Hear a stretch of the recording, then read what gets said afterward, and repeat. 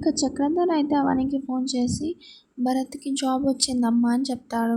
ఇక అవని అయితే ఫుల్ సంతోషపడిపోతూ ఉంటుంది. అవునా నాన్న చాలా సంతోషంగా ఉంది అని అంటూ ఉంటుంది.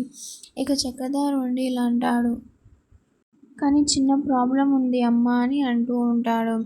ఇక ఇటు పక్కన చక్రధర్ భరత్‌కి కంగ్రాచ్యులేషన్ చెప్తూ ఉంటాడు. కానీ భరత్ అయితే చిరాకు పడుతూ ఉంటాడు.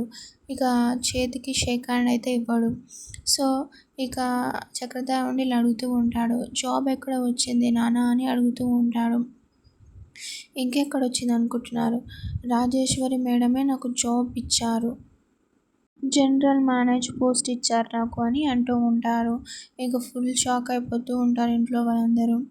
ఇక ఇటు పక్కన రాజేశ్వరి ఏమో నా కొడుకు నా దగ్గరకు వచ్చేలాగా నేనే చేసుకుంటాను అని ఇంకా వాళ్ళతో అయితే అని ఉంటుంది. సో ఇంకా అవన్నీ గుర్తొస్తూ ఉంటాయి. భరత్ను మార్చేయడానికి తన గుప్పెట్లో పెట్టుకోవడానికి తను ఇవన్నీ ప్రయత్నాలు చేస్తుందమ్మా.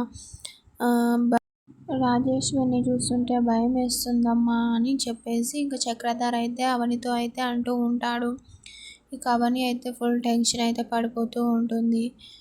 ఇంకా అదే ఆలోచిస్తూ ఇంకా ఇలా కింద కూర్చొని తమ్ముడిని పెద్దమ్మ మార్చేస్తుందేమో అని భయపడుతూ ఉంటుంది.